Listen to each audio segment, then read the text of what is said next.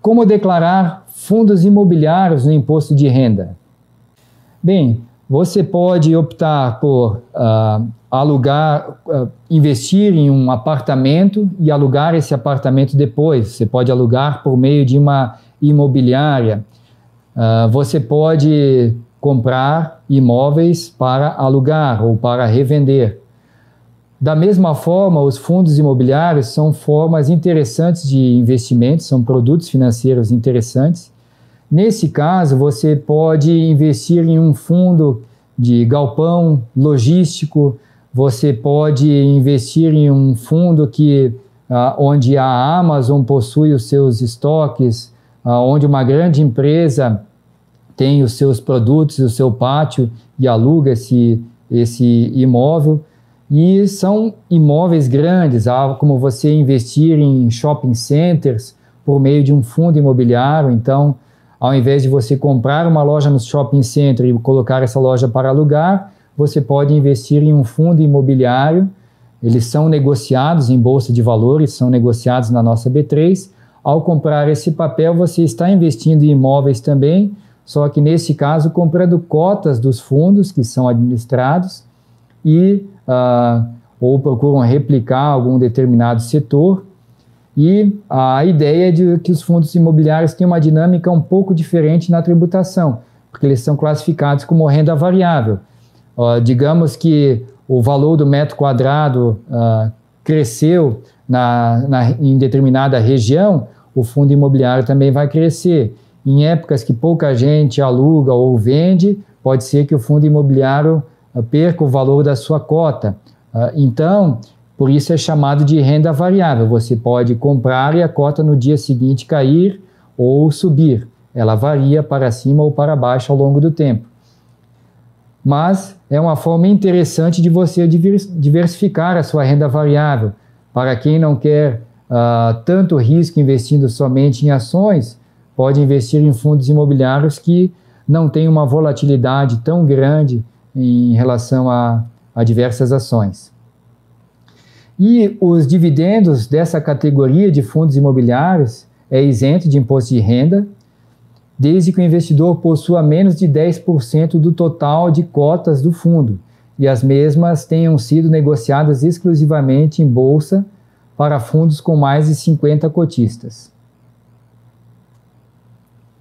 Os rendimentos dos fundos imobiliários, então, devem ser declarados lá na aba Rendimentos isentos e não tributáveis dentro do software da Receita, sob o código 26 Outros, já que não existe um código específico para fundos imobiliários. Todavia, se o contribuinte oferir lucro com a venda de cotas na Bolsa de Valores, há a incidência de uma alíquota de 20% de imposto de renda, que deve ser paga até o último dia do mês seguinte, por meio de um documento de arrecadação de receitas federais, o DARF.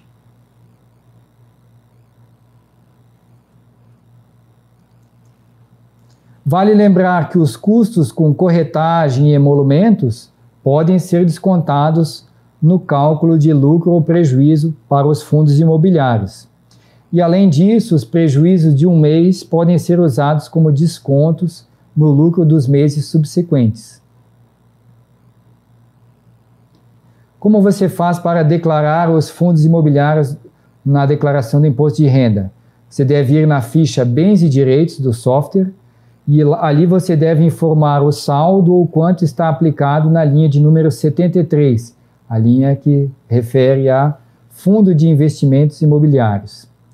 E no campo Discriminação, você deve informar a instituição financeira administradora do fundo, o CNPJ e a quantidade de cotas, além do titular.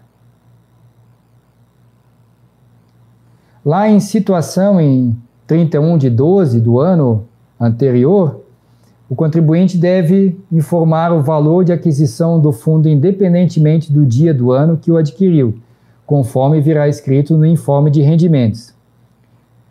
Já na ficha Rendimentos isentos e não tributáveis, você deve buscar pelo código 26 Outros, já que não há código específico para fundos imobiliários, e ali você deve anotar o valor dos dividendos ou dos rendimentos que recebeu ao longo do ano com estes seus fundos imobiliários. Na ficha Renda Variável, você deve informar os ganhos obtidos com a negociação de cotas dos fundos imobiliários. Você deve procurar a aba Operações e Fundos de Investimento Imobiliário. E ali você anota os lucros e prejuízos realizados a cada mês, além do valor do imposto pago mês a mês. Então, os fundos imobiliários são uma ótima classe, um ótimo produto de investimento. Ele não é muito conhecido para os investidores brasileiros, mas já é muito utilizado por diversos investidores. E a ideia central é que, ao invés de você investir somente em um setor, você pode diversificar em vários setores.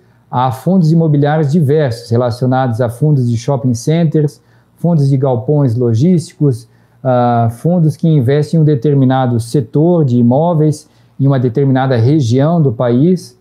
Então, ao invés de você comprar um apartamento localizado em um determinado estado, você pode investir em um fundo imobiliário que tem na sua maior parte imóveis daquela região, daquele estado. É uma forma interessante de você negociar e poder comprar parcelas de imóveis, comprando cotas de fundos imobiliários por meio desse produto financeiro. Ao vender essas cotas, depois com o lucro, você até pode comprar o seu apartamento e ter a sua morada, embora muitas pessoas optem por morar de aluguel e investir em fundos imobiliários ou investir o seu dinheiro em ações ou em renda fixa para fazer o dinheiro no longo prazo gerar resultados. Então, esses são os chamados fundos imobiliários e a forma como devem ser declarados no imposto de renda.